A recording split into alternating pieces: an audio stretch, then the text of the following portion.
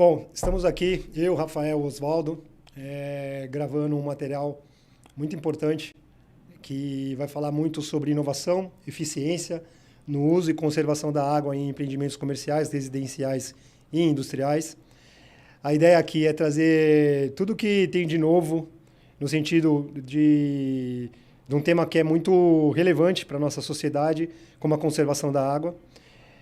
São 3 empresas, cada um dentro da sua expertise, trabalhando no sentido de mitigar perdas, de reduzir consumo, monitoramento, tratamento, drenagem, enfim. Então, vamos começar com a apresentação de cada um de nós. Primeiro, o Osvaldo, já um parceiro antigo, já fizemos alguns eventos e podcasts e estudos, né, Osvaldo? Então, se apresente primeiro, sim. Depois passo o Rafael e aí eu falo por último aqui um pouquinho. Legal, Mário.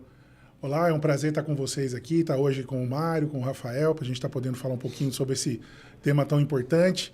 Eu hoje tentando colaborar um pouco mais no sentido de trazer algumas tecnologias interessantes, né, no tema de drenagem de água da chuva e de aproveitamento dessa água também. E aí a gente certamente vai ser bastante interessante, porque acho que é algo que faz muito sentido, né? A gente está unindo aqui expertises complementares e que vai ser bem interessante, então, acho que o conteúdo que a gente está buscando trazer hoje para todos vocês aí. Então, é um prazer estar aqui com vocês. Rafael? Gente, obrigado, um prazer estar aqui, obrigado pelo convite, Mário. Prazer em estar com você também, Osvaldo. Que legal a gente está criando esse ecossistema de empresas que lidam no cenário, que atuam no cenário da sustentabilidade, cada qual com a sua especialidade e se ajudando, né? Acho que vai ser um momento muito bacana de a gente abordar os assuntos sustentabilidade aplicada, sustentabilidade ambiental, sustentabilidade econômica, como é que a gente viabiliza as soluções que nós estamos propondo. Eu sou um entusiasta do setor, tanto de saneamento quanto de eficiência hídrica. A nossa empresa é uma entusiasta nesse segmento e o objetivo aqui é trazer soluções. O tema urge, né? Recursos hídricos, eficiência hídrica, saneamento, e nós queremos ajudar a sociedade de alguma forma através do que estamos produzindo. Então, mais uma vez, legal estar aqui e vamos unir forças porque o tema é muito, muito interessante. É isso. É interessante que eu acho que o que uniu mesmo a gente foi o propósito em relação à água, né? A gente tem isso e a questão de mitigar as perdas, de trabalhar melhor, né, a conservação da água. A Sabesp antigamente ela tinha um posicionamento que era muito interessante, né, tratando a água com respeito, né, alguma coisa nesse sentido. E eu acho que o nosso propósito é basicamente esse, né, tratar a água com respeito, né. Sim. E tratar a água, o próprio serviço da Enviromix fala isso, enfim. A gente primeiro vai começar a falar do conceito, né, o que rege, né, essa questão do uso e conservação da água nos empreendimentos, como que a gente faz a gestão da demanda, qual que seria o conceito ideal, né, de gestão de demanda, gestão de oferta. E aí, Oswaldão, você pode começar a falar um pouco sobre isso? Claro. Acho que é interessante. Claro. Não, acho que é interessante a gente notar o que nos move de fato, né?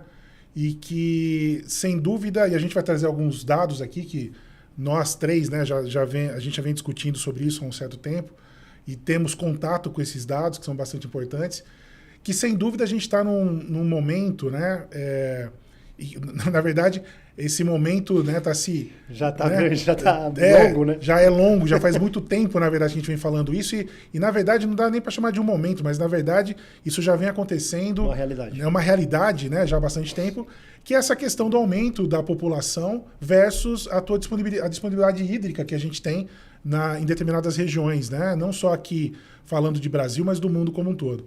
Então, acho que é importante a gente notar aqui que nós temos, então, uma realidade que é essa, que o número de habitantes continua crescendo, a quantidade de água numa determinada região, ela é finita, né? Você não pode falar que é infinito. Claro que nós temos o ciclo hidrológico, que então vem a chuva, vai a chuva, então nós temos a recuperação eventualmente dessa quantidade de água, mas quando a gente fala em disponibilidade hídrica, ou seja, a quantidade de água que eu tenho numa região, ela é finita. Então a gente precisa lançar a mão aqui desse conceito que a gente está trazendo, que é o de conservação de água, que é onde eu uno 2 ações importantes. Uma que é a gestão da demanda, que significa eu tratar a água da melhor maneira possível, consumindo o menos possível. evitando desperdícios, vazamentos e assim por diante. E do outro lado, eu buscar fontes alternativas, que é a gestão da oferta.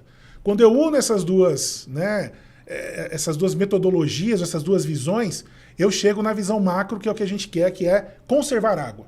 Então, esse termo conservação de água tem sido utilizado nos últimos anos, talvez até nas últimas décadas, com esse sentido, de tentar unir, né, além de eu tentar reduzir consumos, eu também buscar fontes alternativas. E é por isso que, principalmente eu e o Rafael, depois vamos falar um pouquinho aqui dessa questão da gestão da oferta, que na gestão da demanda se conhece bastante também, né?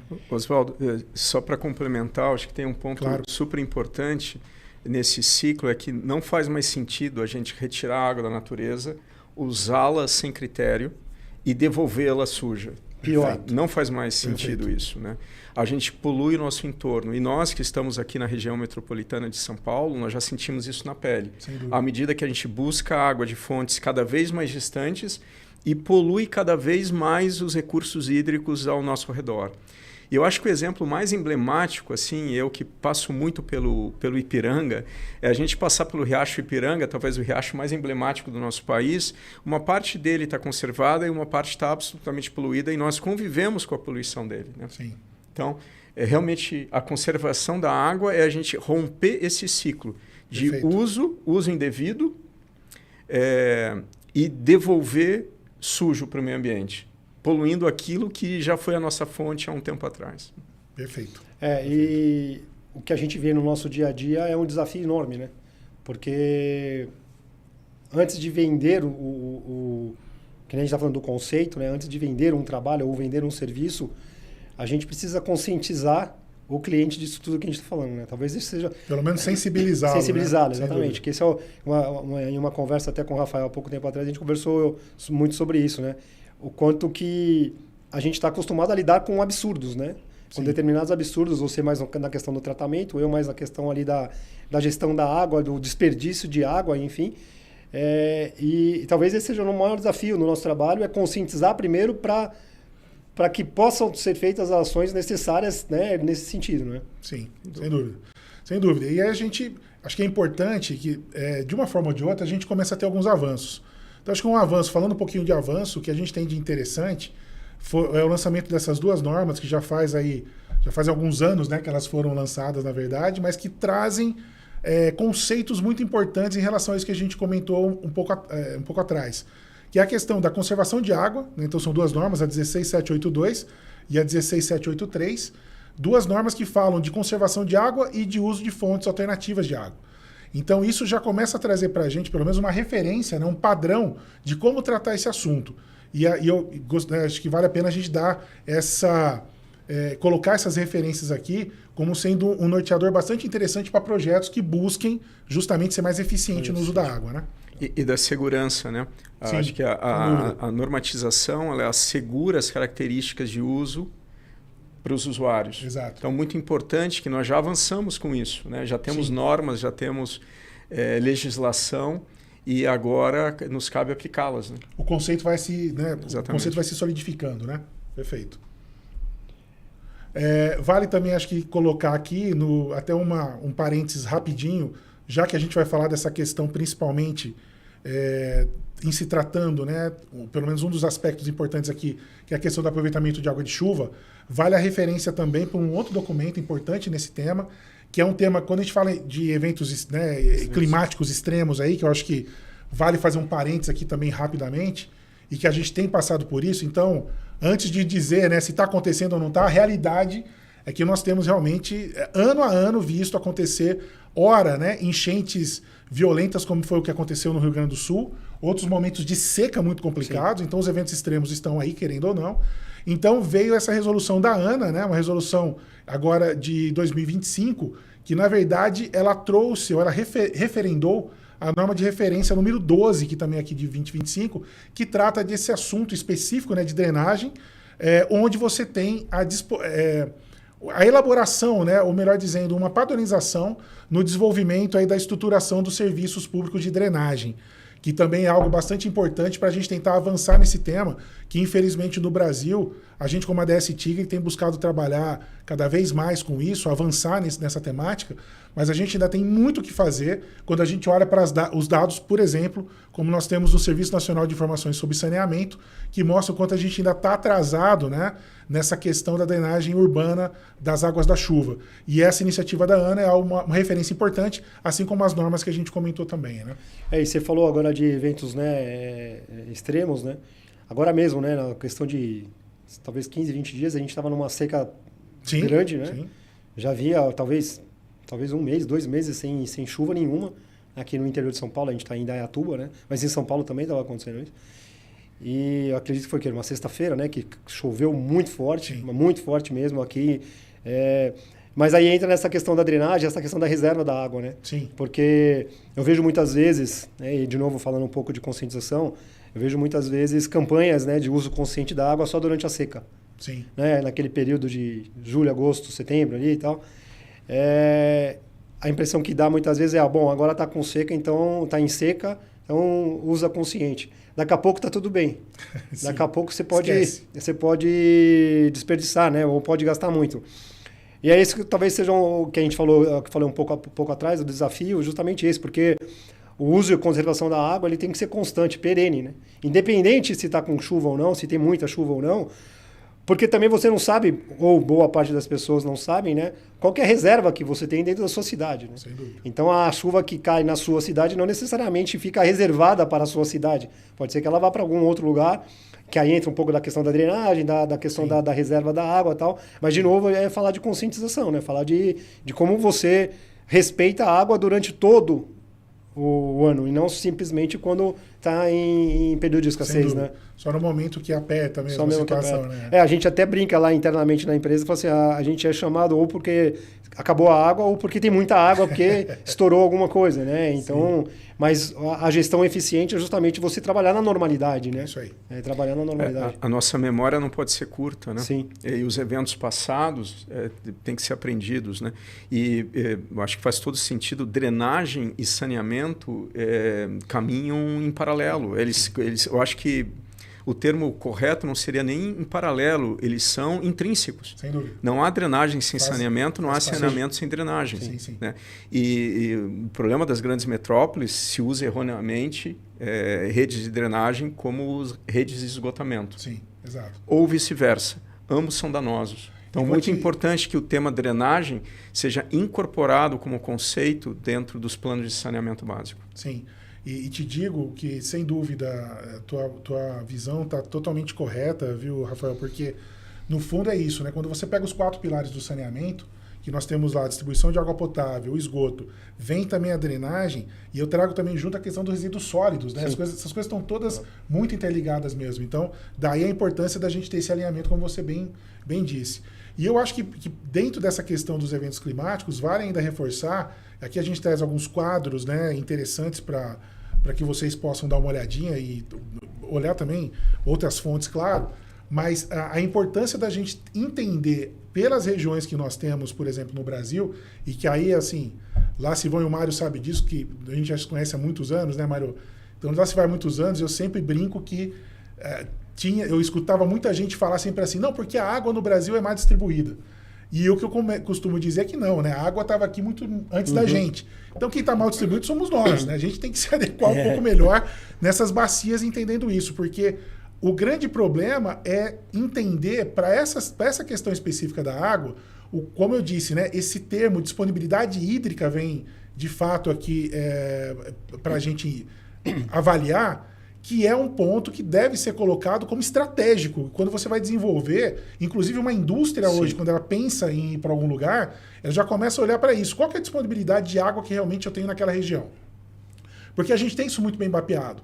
E é óbvio que isso vai variar em função do quê? Daquilo que a gente colocou ali no início. A questão do número de habitantes pela região que a gente está falando. Então, regiões muito mais adensadas, com muito mais pessoas, é óbvio que a briga pela água vai aumentar. Ainda mais em locais em que não necessariamente você tinha muita água, mas que quando nasceu a cidade como uma vila, como é o caso de São Paulo, né, há 400 e tantos anos lá atrás, obviamente que naquele momento tinha água para todo mundo, mas é óbvio, da maneira como cresceu a cidade, chega onde o Rafael comentou. A gente hoje tem que buscar água muito mais longe para aquela cidade. Então faz muito mais sentido, do ponto de vista de resiliência, trazer esse tipo de visão, como o Rafael tinha comentado. Acho que o Mário também já tinha falado, da gente poder, por exemplo, será que eu não consigo, na drenagem, reter essa água da chuva para usar no momento de estiagem? Quando eu estiver falando de reuso, né? Será que eu não consigo também pegar essa água que eu iria tratar e deixar ela aí para o ambiente novamente, eu reter essa água na minha região e reaproveitá-la? Então, são esses pontos que a gente tem que olhar para tentar vencer esses problemas que nós mesmos acabamos, essas armadilhas, né? Que nós mesmos, como sociedade, acabamos entrando. Que é não entender muito bem esse conceito, né, de crescimento populacional versus a disponibilidade de água que eu tenho na região. E só colocando como referência aqui, a gente está numa área crítica. Né? Sem dúvida. Eu acho que já é sabido, na verdade, por boa parte das pessoas, que a gente está numa região crítica em questão de disponibilidade de água versus a quantidade de pessoas que moram na região. Né? E, de novo, não porque não tem água, mas é porque nós temos uma população, né, muito grande nessa região. Nós temos uma população grande, nós temos um consumo irregular, Exato. nós temos grandes desperdícios, né? Nós não medimos, né? Aquilo que não se mede não Perfeito. Se conhece. Né? Então, a gente está traçando um cenário de complexidade. O quanto antes agirmos, mais fácil a solução. Né? Perfeito. Esse novo slide ele fala sobre um cenário nacional, né? Exatamente aquilo que a gente vem falando, o quanto de oportunidade existe nesse mercado. Eu diria oportunidade, mas eu também diria, na verdade, o quanto de serviço que tem que ser feito, né? O quanto de entrega que a gente vai ter que fazer, Sim. Porque a situação, o cenário atual do saneamento como um todo no Brasil, ele é bem crítico, né? Ele é bem ruim. E cidades com mais de 50% de desperdício de água, por exemplo, sem captação de esgoto, né? Sem tratamento, enfim. Sim. Sem dúvida. Esse mapa ele é um mapa autoral, com base em informações que coletamos. Ele traz algumas manchas interessantes, né? As regiões em vermelho, na qual, como bem lembrou o Oswaldo, e reforçado pelo Mário, já existe períodos de racionamento de água. Isso está cada vez mais frequente. Então, as regiões em vermelho, isso já acontece com frequência. Em amarelo, com alguma frequência. E em azul, aquelas que ainda não sentem tantos efeitos, apesar de poderem ser precárias na parte de saneamento. Né? Alguns dados interessantes, né? Como é que a gente usa a água. Né? Menos de 1% da água vai para o consumo humano. Né? Os outros 99% vão para várias outras atividades e a principal delas é a agricultura. Quando a gente pensa numa região metropolitana, nós estimamos que em torno de 10% da água que vai para uma cidade, vai para uma região metropolitana, é usado para o consumo humano, higiene e alimentação.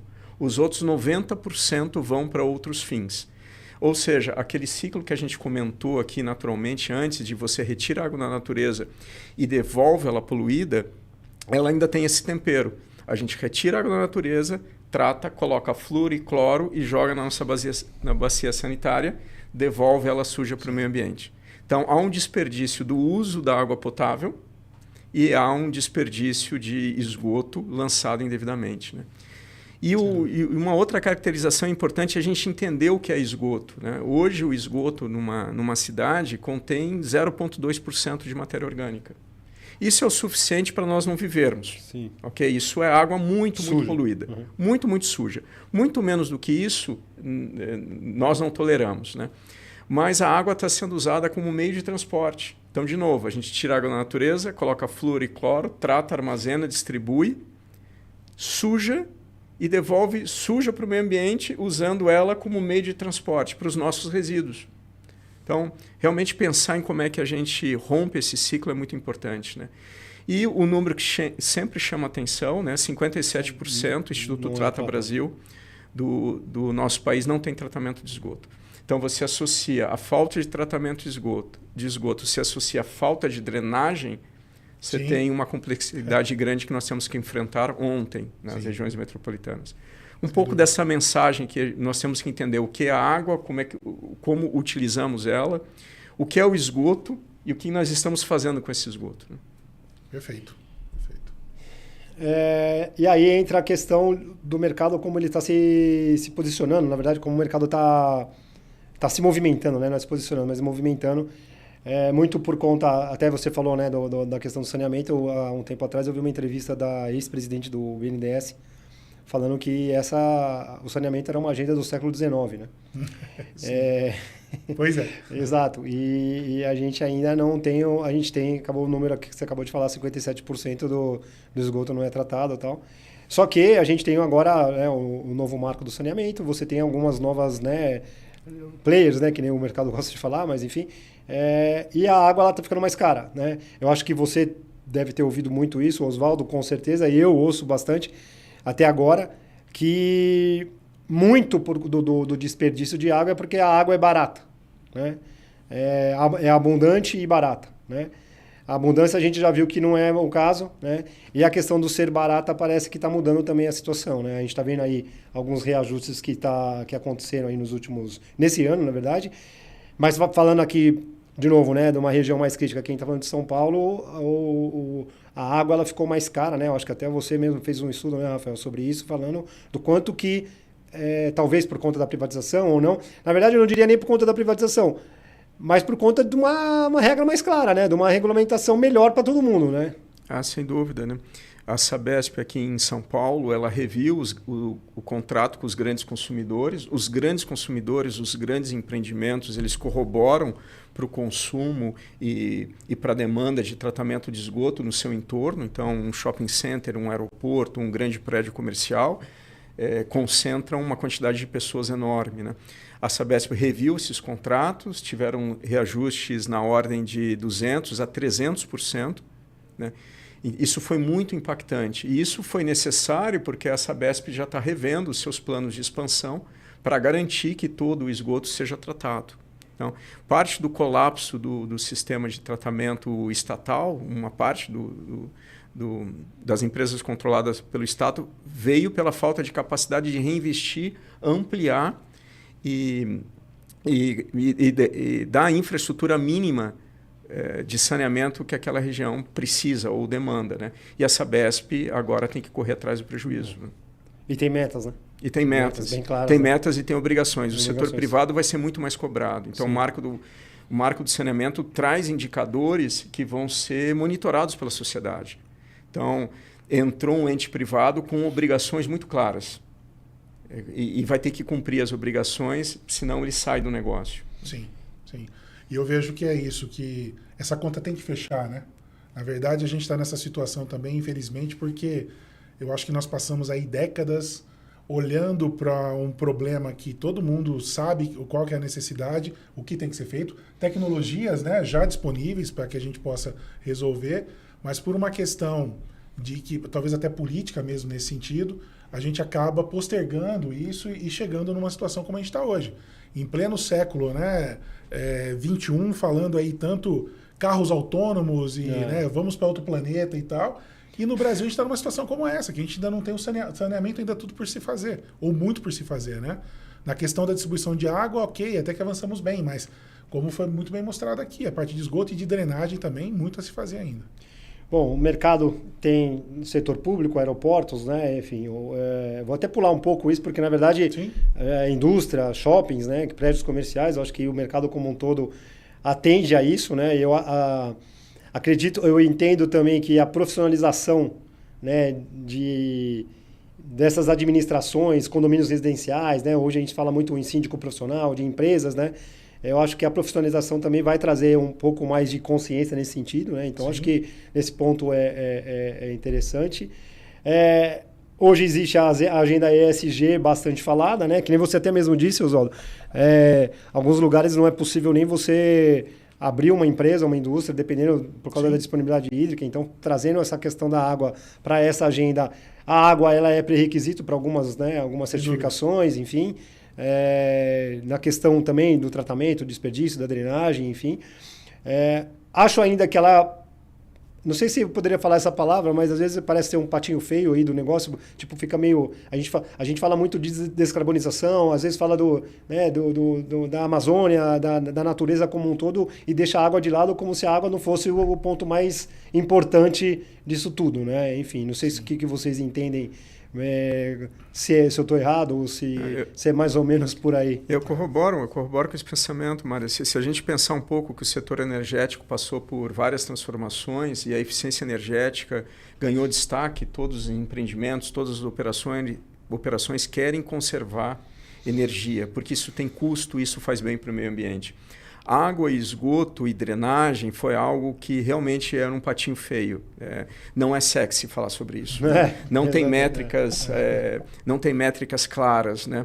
O custo era baixo, você podia desperdiçar, você podia jogar em qualquer lugar, né? Então, esse cenário mudou. Esse cenário vai mudar e cada vez numa velocidade maior. E o que faz todo sentido o que você falou. As gestões operacionais desses grandes empreendimentos vão olhar com muito mais carinho para a eficiência hídrica do empreendimento. Porque ele custa muito ou porque ele tem um alto impacto ambiental no seu entorno. Ou os dois. Sim. Então, a gestão hídrica ganha um peso dentro da profissionalização do setor. Como é que as empresas, os grandes empreendimentos, operam a eficiência hídrica do seu estabelecimento? Perfeito. E vai chegar talvez um momento que o próprio consumidor também vai cobrar um pouco mais de responsabilidade nesse sentido, né? Sem dúvida. Eu imagino que é o caminho natural. A gente vai falar um pouco das tecnologias, né? Da ADS Tigre, da Enviromix, da Canuman, de tudo isso que a gente conversou sobre drenagem, sobre tratamento, sobre gestão eficiente, né? Sobre, na verdade, inovação, né? Que a gente está falando. E, então, Oswaldão, primeiro ADS Tigre, fala um pouquinho mais da ADS e as tecnologias aí, eu estou vendo, né? A gente viu junto, né? Drenagem, eu vi um monte de slides interessantes pra caramba nessa questão de como que a água chega para ser tratada, a água chega para ser armazenada, enfim, Sim. Manda ver. Eu acho que esse conceito, como a gente estava discutindo aqui, de resiliência, inclusive das cidades, e de aproveitamento, então, né, da água da chuva, justamente dado essas situações todas que a gente acaba tendo dos eventos extremos, o momento eu estou com tudo alagado, dali a pouco está com tudo muito seco, então como eu consigo, de repente, né, lidar com isso, vem à tona, sem dúvida, a opção para se utilizar, lançar mão de tecnologias voltadas ao aproveitamento de água de chuva. Então eu trago um destaque aqui para um exemplo, né, de aplicação, onde eu tenho já de início a preocupação com a questão da qualidade da água.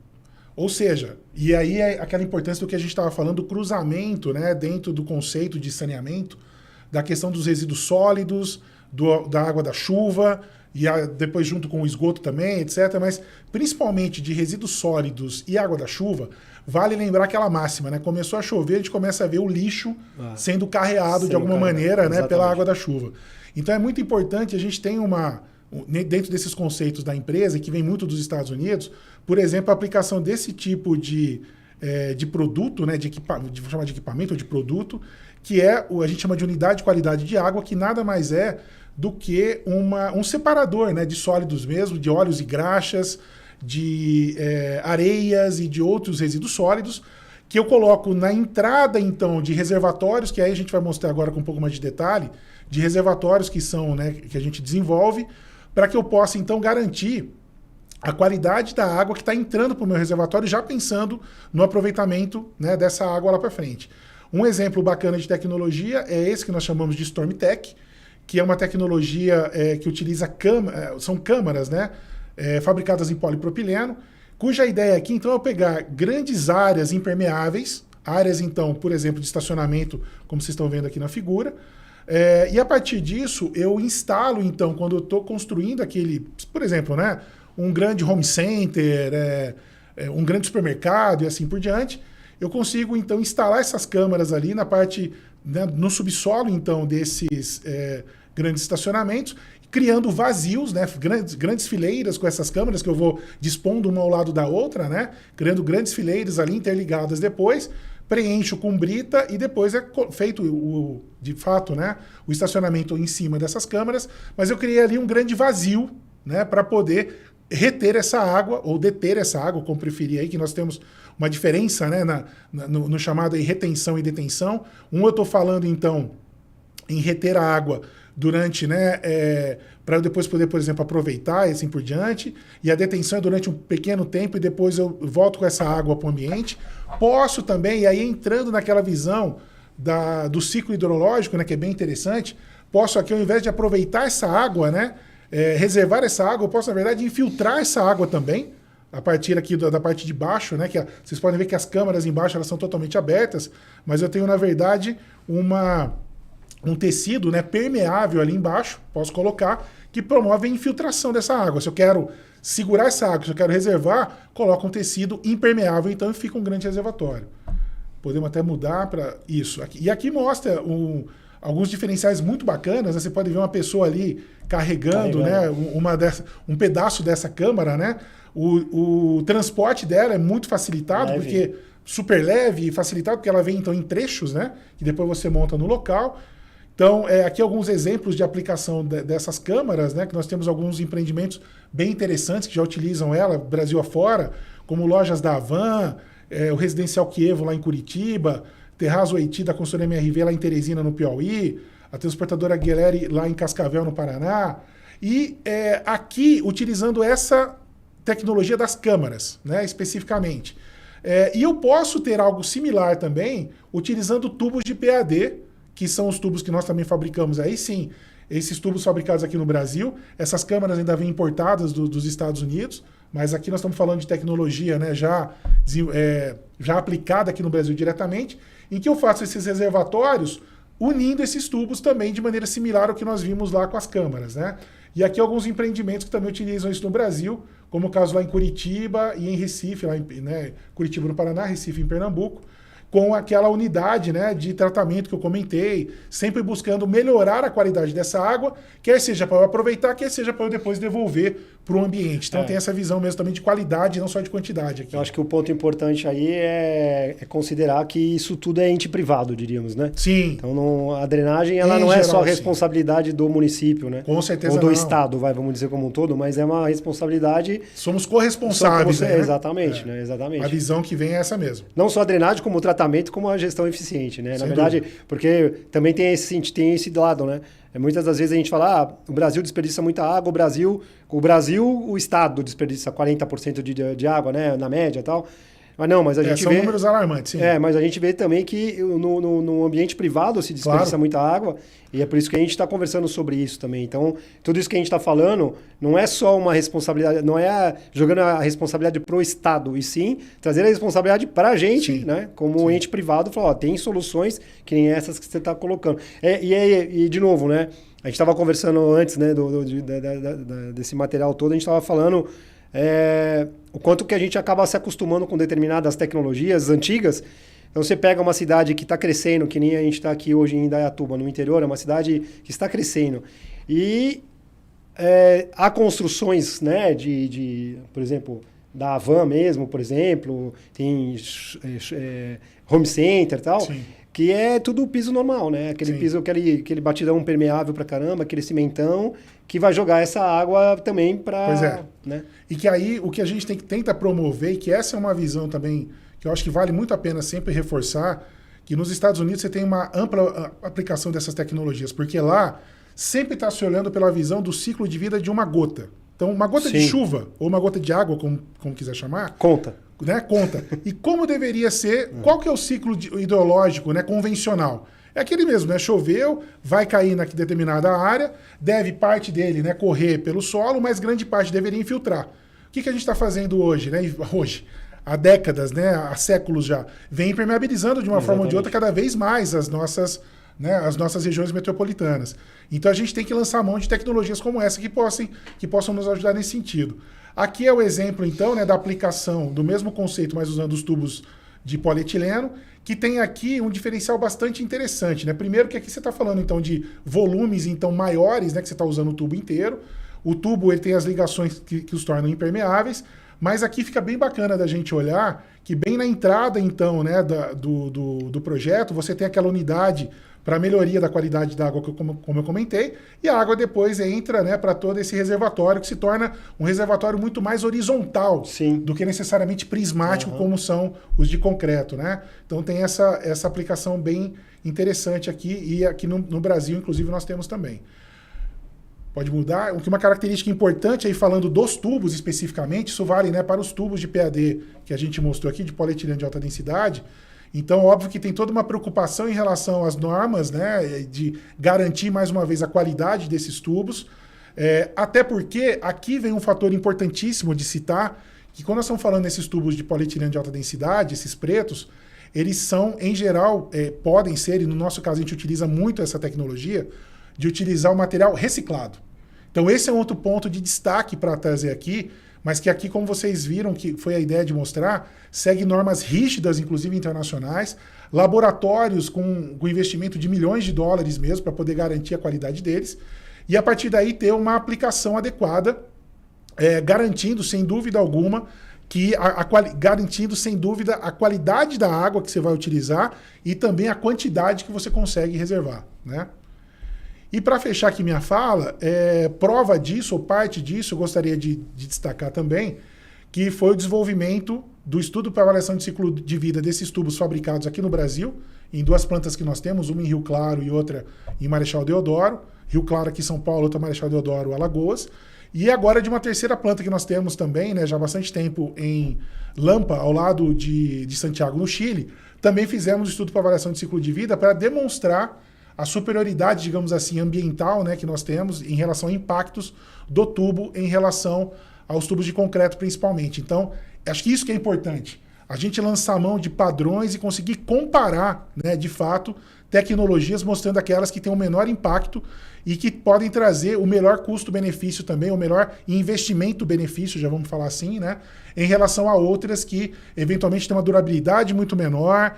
Você tem impactos também na sua fabricação que são muito grandes, ou no seu transporte, e que aqui a gente consegue demonstrar com fatos mesmo e com ciência. Manutenção muito mais complicada. Manutenção, etc. Aqui a gente consegue ter uma solução que visualmente, né, pelo gráfico, a gente consegue de fato mostrar quanto menos impactante é essa solução, no caso aqui dos tubos de polietileno usando material reciclado. Então esses são alguns destaques que eu queria trazer para esse tema do aproveitamento de água de chuva. Muito bom, muito bom. Passar agora para você, Rafael. Vamos lá. Mas que legal, né, pessoal? A gente está nesse ecossistema aqui, como a gente vê a capacidade da gente interagir e discutir o tema de maneira ampla, né? Então, a importância da drenagem, a importância de você entender o ciclo de vida do produto, a importância de se discutir como a drenagem pode ser usada para interferir menos no ciclo hidrológico natural. Exato. Né? Ou ajudar, né? Porque ou ajudar. É um pouco isso que a gente tem que olhar mesmo, né? Os grandes empreendimentos em São Paulo são obrigados a ter sistemas de drenagem, Sim. Né? Dado a impermeabilização que causa. Nós já falamos um pouco sobre isso. Eu vou falar um pouco sobre a Enviromix. A Enviromix nasceu com o objetivo de aplicar tecnologia para o tratamento de esgoto. Esse é o nosso propósito, tratar esgoto de uma maneira eficiente, de maneira rápida e de custo baixo. Né? O nosso lema é sustentabilidade econômica e ambiental. A gente sabe que tratar esgoto tem que parar de pé financeiramente. O ozônio, que é o nosso produto mais importante, é o nosso elemento, o nosso insumo mais importante, já é muito usado para o tratamento de água. O que nós fizemos foi copiar a eficiência, a eficácia do ozônio para tratar a água, aplicando em esgoto e adaptando a tecnologia para que ele seja eficaz no esgoto também. Então, culturalmente, o ozônio é um complemento do tratamento nas estações de tratamento de esgoto. Nós alteramos a posição dele de complementar para o ator principal. Fizemos isso porque ele é um oxidante natural, porque ele elimina vírus e bactérias, porque ele neutraliza odores. Então, é muito comum nós já convivermos com ozônio em desodorizadores ou nos filtros caseiros em casa. Né? E o nosso objetivo foi, puxa, como é que eu uso as características do ozônio por uma estação de tratamento de esgoto com os seus benefícios? A tecnologia que, por definição, da aplicação do ozônio no tratamento de esgoto, ela se encaixa nos processos oxidativos avançados, e a nossa definição é ultraoxidação com ozônio e microfiltragem. Isso garante a gente transformar esgoto sanitário bruto, águas negras e cinzas, em água de reuso, atendendo à legislação nacional. Né? E alguns dados que é bacana a gente falar: o ozônio, em comparação com o cloro, é muito mais oxidante e muito mais rápido. Né? E ele não deixa tanto resíduo quanto o cloro. Isso é muito bacana. E foi ele que propiciou as características que são demandadas às estações de tratamento para servir os grandes empreendimentos. Tornar uma estação compacta, hermética e de fluxo contínuo. Significa dizer que a estação tem que ser pequena, tem que ser hermético, não pode produzir barulho nem cheiro e tem que tratar o esgoto de maneira rápida. Né? Esse foi o nosso grande objetivo. E usar o ozônio para transformar o esgoto bruto em água de reuso.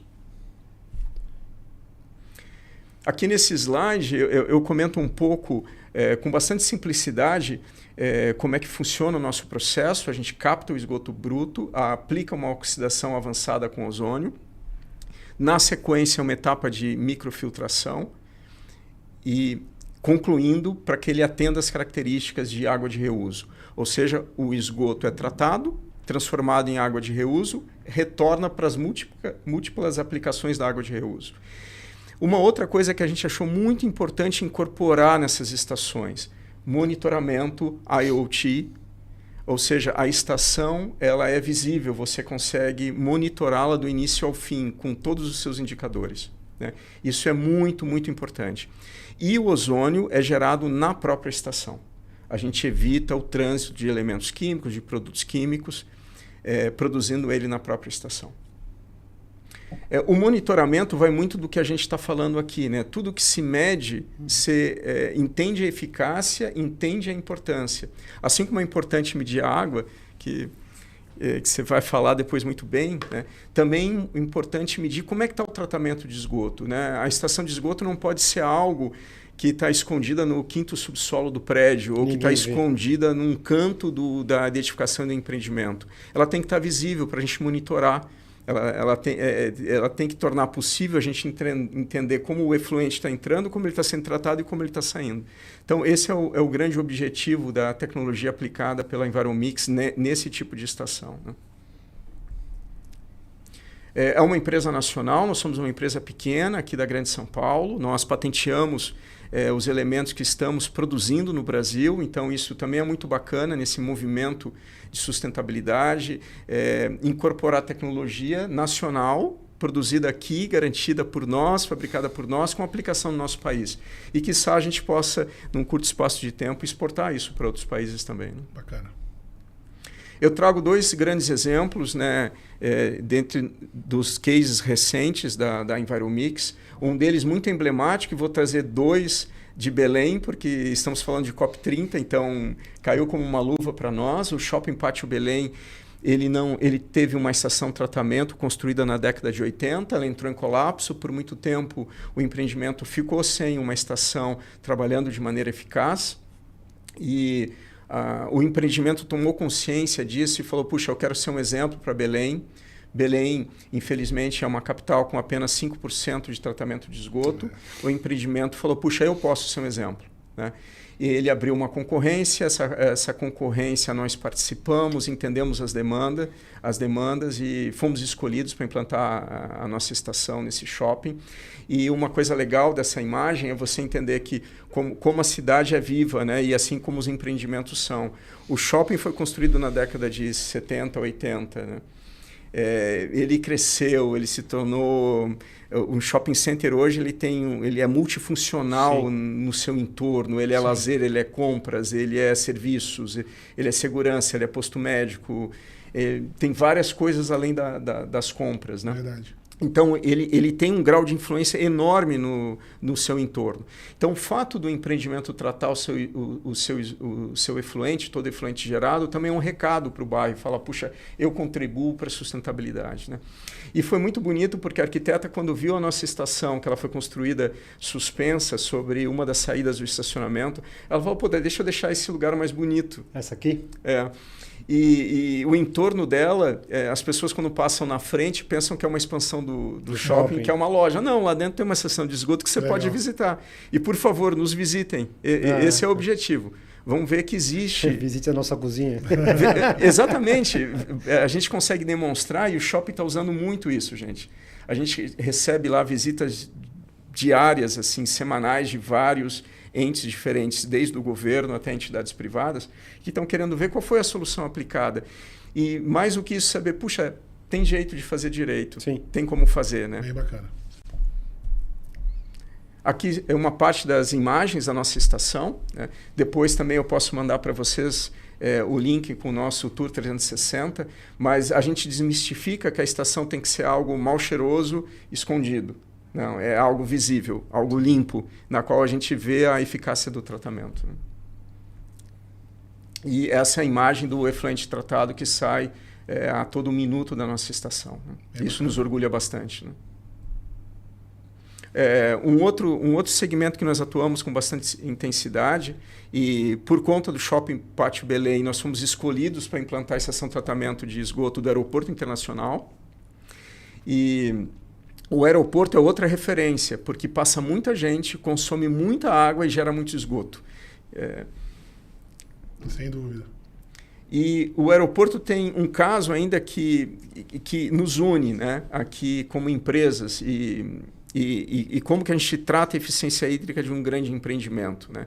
Você imagina que 58% de da água que entra no aeroporto vai para vaso sanitário e mictório. Sim. Significa dizer que a gente está usando 58% de água potável com flúor no vaso sanitário. Sim. Quando a gente explicou isso para o aeroporto, demonstrou a eficácia do sistema, demonstrou o impacto da sustentabilidade no seu entorno e também a economia gerada por economizar água potável, o aeroporto nos deu voz e falou, puxa, vamos pensar, vamos para frente. Com né? certeza, bacana. Aqui são os vários aeroportos que existem no país, né?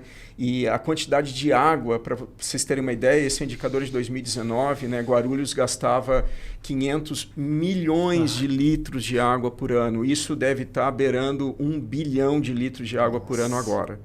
Okay?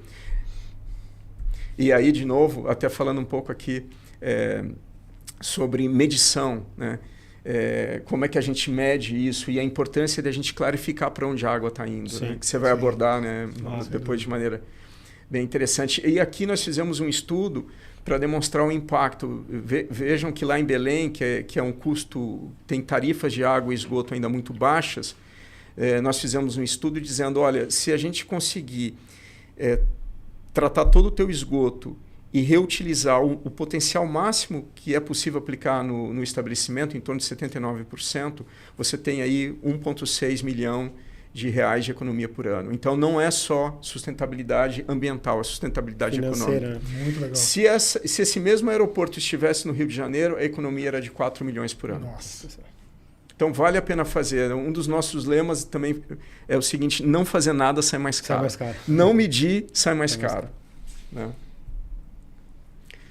Aqui a gente pode passar, a gente passou... Eu acho que é um dado bastante interessante quando o empreendimento entende a sua influência no seu entorno e fala, eu estou poupando água, essa água que eu poupo vai chegar a quem mais precisa. Perfeito. Eu estou deixando de jogar esgoto. Esse é o conceito. Eu estou preservando o nosso ambiente. Perfeito.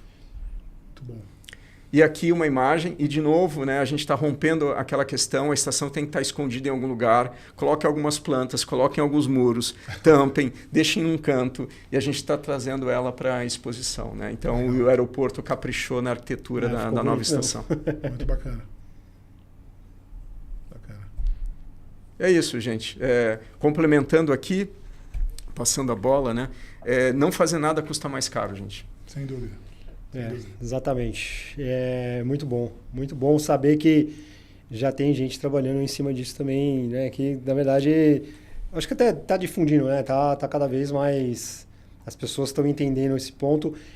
E por incrível que pareça, acho que você falou do evento lá de Porto Alegre, eu acho que o evento de Porto Alegre assustou bastante gente, né? Sim, com certeza.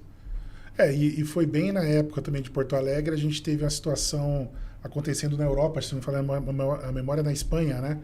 Em que também teve uma situação bastante crítica lá no ponto de vista de enchentes e tudo mais. Então é algo global, né? Não é um negócio que está só acontecendo aqui no Brasil, é no mundo todo, e que a gente tem que realmente olhar de uma maneira diferente. É importante essa questão toda que até você tinha trazido, né, Mário?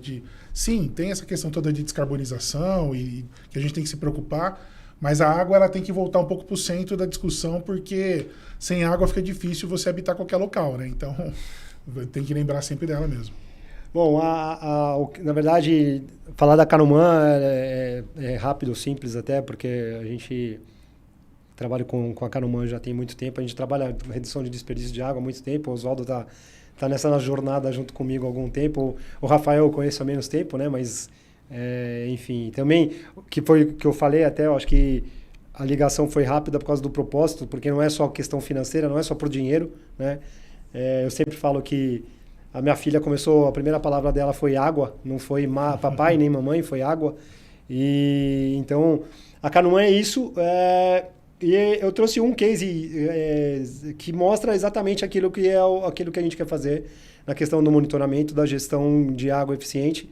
É um condomínio que a gente atua desde o começo do ano e que ao longo do período, né, desde o começo do ano até agora, que a gente começou a monitorar mesmo em setembro, né, o dia a dia. Na verdade, esse gráfico mostra o consumo de água de hora em hora, né?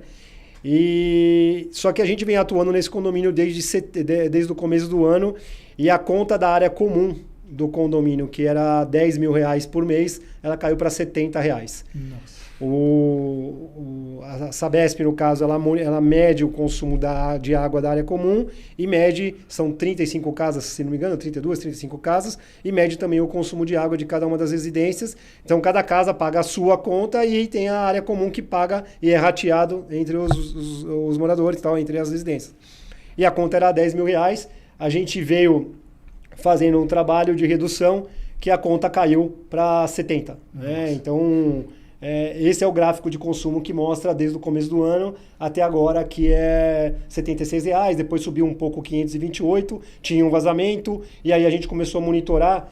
E aí tem a parte principal do case que a gente quer mostrar, que essas duas barras elevadas aí é o consumo das 19 horas e das 8 horas do dia 24 de setembro, se não me engano. Isso, é 24 isso, né? de setembro, exato. 24 de setembro, exatamente. E o que acontece, né? A gente percebe que teve um pico de consumo porque estourou um vazamento. Nessa hora, a gente avalia aí que o consumo aumentou cerca de 15 metros cúbicos. Às 19 horas, às 20 horas também, estava com 15 metros cúbicos a mais. Em ato praticamente, diria, cristão, acho que é uma atuação de Deus junto com a gente. Na hora que eu peguei o telefone para mandar mensagem para a síndica falou: Mário, eu fechei o hidrômetro. Eu falei assim: eu percebi pelo sistema, então a gente consegue perceber que o consumo das 21 horas já está mais baixo. Abaixou o consumo, e aí obviamente teve que abrir, porque tinha que abastecer as casas, enfim, as pessoas estavam chegando em casa, em residências, enfim. Mas o fato o que é a gestão eficiente do consumo de água feito pela Canuman, que usa telemetria com serviço, né? Eu acho que o mais importante, o que nos diferencia das outras empresas é justamente isso. Nós não somos apenas uma empresa de telemetria, né? Nós somos uma empresa de serviços que usa telemetria para chegar num ponto que localizar um vazamento. Então, entre a constatação do vazamento, às 8 horas da noite, 9 horas da noite, a localização do vazamento, que foi no dia seguinte, isso foi da quarta-feira, na quinta-feira à tarde, a gente foi lá, a gente localizou, na sexta começamos a fazer o reparo, e a gente estima aí que a gente trouxe uma economia aí de cerca de 10 metros cúbicos de água por hora nesse condomínio, né? Se esse condomínio não fosse monitorado, muito provavelmente a conta ela viria um absurdo, né? A gente sabe o susto que seria. E muito provavelmente, de novo, o condomínio iria arcar com um custo muito grande. Aí entra de novo essa questão que você acabou de falar, Rafael. O desperdício da água, ele afeta não só as pessoas que estão ali internamente do condomínio, mas também o entorno, né? Então, eu acho que esse é o ponto, como que nós trabalhamos, né? O posicionamento da Canuman geramos valor economizando a água justamente por isso. Porque a ideia é gerar valor, não valor só financeiro, mas gerar valor social, né? Com ações como essa de você monitorar e agir muito rapidamente para acabar com o desperdício de água. E assim a gente vem fazendo já em alguns outros condomínios, em algumas empresas, monitorando eficiente para ter a questão da eficiência hídrica muito, muito, muito clara dentro do nosso propósito, entendeu? E o Oswaldo pode até falar um pouco disso também, porque faz parte né, do nosso trabalho a avaliação desses números, né, Oswaldo? Pegar os números, pegar esses dados e trabalhar esses dados de forma que a gente possa propor novas situações, novas tecnologias, enfim. Né? Mário, tem um tema que a gente acho que já falou algumas vezes, né, que são esses custos ocultos, né? Há muito custo oculto no consumo de água. Então, esse seu trabalho é muito nobre, muito nobre. À medida de que rateios acontecem, isso às vezes diminui o impacto no bolso, mas quando você pensa na totalização disso, tem muito dinheiro envolvido. Sem dúvida. Então, há um impacto ambiental e há um impacto financeiro. O que não se mede, não se conhece. Exatamente. Né? Então, e nós temos que romper essa cultura de aceitar esses custos ocultos, né? De conviver com eles, de achar isso normal. E grandes empreendimentos, medindo, que é a proposta da sua empresa, vão descobrir muito custo, muito desperdício de dinheiro, muito desperdício de recursos, que poderiam estar sendo aplicados em outras áreas. E invariavelmente, não é o caso, por exemplo, desse condomínio, mas aonde você tem muito desperdício de água, você tem desperdício de energia também. Porque sem dúvida. Empreendimentos como shoppings, empreendimentos como indústria, você tem bombeamento de água de algum lugar para outro lugar, né? E isso envolve desperdício de energia também, né? Sim. Eu sou, né, o Mário sabe disso, a gente realmente já se conhece, já vão aí uns seus 20 anos pelo menos, né, Mário? Estamos ficando já com, né, a barba branca mesmo, mas o Mário sabe, sou entusiasta, até porque realmente a época que eu encontrei o Mário, que a gente se conheceu, eu trabalhava diretamente nessa área de medição, inclusive, né? Então tenho sim um certo conhecimento na área. E é isso, né? Como o Rafael bem colocou, aquilo que a gente não mede, a gente não tem como colocar meta, não tem como fazer nenhum tipo de gerenciamento, a gente tem que medir. E o que eu acho muito bacana, que foi o que eu falei para o Mário já há muitos anos atrás, que para mim é fantástico esse trabalho que ele está desenvolvendo hoje, é que ele sempre teve muito focado, né, Mário, nessa questão da detecção do vazamento. Então vinha lá a conta, justamente explodia a conta, chamava o Mário lá para tentar descobrir onde é que estava o vazamento. Com essa visão que o Mário sempre trouxe, desde que eu o conheci, ele sempre falava, Oswaldo, mas o que eu queria era não deixar que isso acontecesse. Eu não queria que estourasse o vazamento para eu depois, sei lá, de um dia, alguns dias, ou seja, tá vazando, gastando água lá, jogando água fora, eu ter a minha ação. Eu gostaria de estar, assim que fosse, né, na iminência, o que acabasse de acontecer, eu pudesse ir lá e resolver. E aqui, fico contente de ver que você mostrou um caso desse, né, que em questão de horas já conseguiu detectar 2 horinhas ali, já viu que tinha um problema, já foi detectado, já pelo menos estancou o problema, para depois ir lá e encontrar, porque esse é o ponto, né? Com a medição você consegue identificar que há vazamento em algum lugar. Problema, exatamente. Depois você vai para identificar onde está o vazamento, especificamente fala, olha, quebra aqui que eu vou fazer agora, né? Vou resolver o problema, resolver o vazamento que aqui estava. Então, é isso. Concordo com o Rafael, faço coro com ele aqui de que é muito nobre aí a tua iniciativa, muito bacana o teu trabalho, porque mostra o respeito com a água que a gente tem que ter de fato, né? Porque, de fato, cada gota importa e a gente tem que tomar esse cuidado mesmo no nosso dia a dia. Existe um indicador dos aeroportos que nós utilizamos, padrão, né? Que é em torno de 10, 11 litros por passageiro é o consumo de água de um aeroporto, se você pegar todo o consumo que acontece no empreendimento. E esse indicador, por si só, é uma referência, mas ele remete a você avaliar boas práticas. Sim. Sem dúvida. Então, você pode ter 2 aeroportos com operações bastante similares. Um está consumindo 10 litros por passageiro e o outro 20. Porque o outro está convivendo com custos ocultos, com vazamentos e com desperdício durante meses, anos, sem perceber. E esse custo, quando somado, ele é muito, muito relevante. Sim. Não passa mais desapercebido. Nesse novo cenário ainda, em que a gente tem empreendimentos que tiveram a sua conta reajustada em 3, 4 vezes, esse impacto financeiro ainda fica mais relevante. E, de novo, associando ao nosso propósito ambiental, não faz mais sentido, né? Deixar dinheiro cair pelo ralo, né? Literalmente. Literalmente. Ou você comprometer o nosso recurso mais importante por descuido. Sim. Não, sem dúvida. Eu acho que esse que é o ponto. E a gente precisa, né?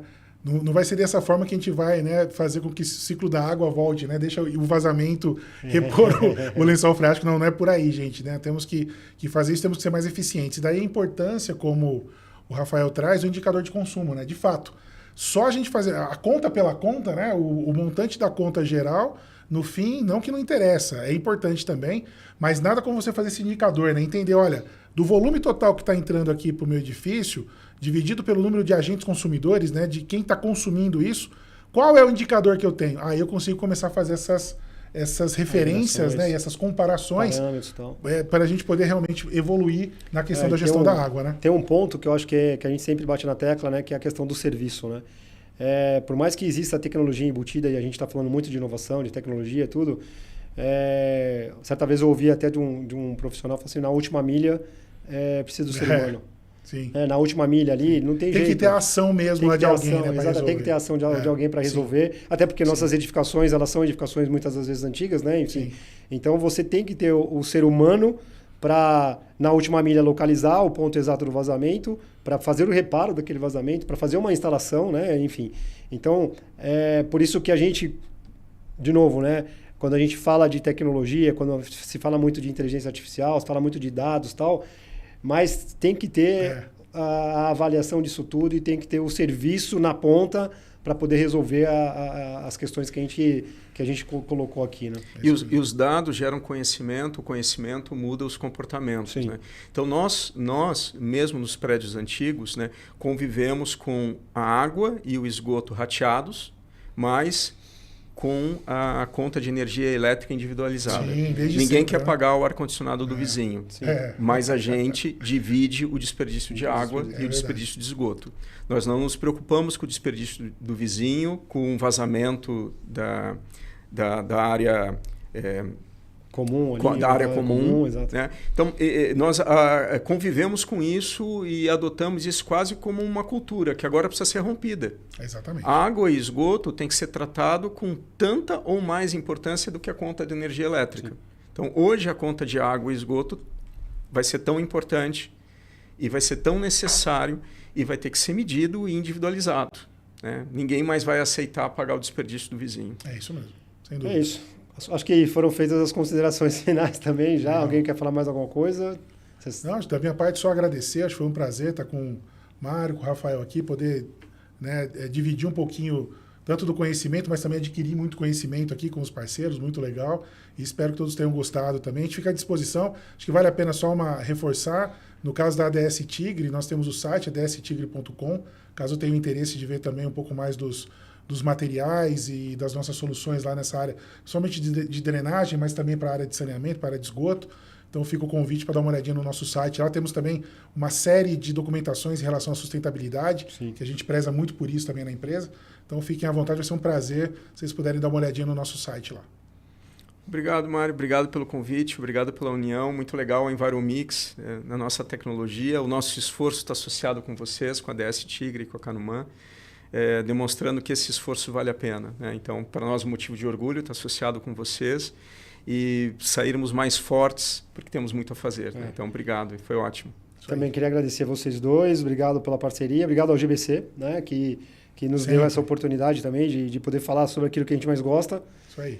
E também a gente tem o site canuman.com.br, tem nosso canal no YouTube lá também, o Instagram, que a gente fala muito sobre essa questão da gestão da água, do uso eficiente. E vamos trabalhar. Tem bastante coisa para fazer. Isso mesmo. Fechou. Obrigado. Valeu.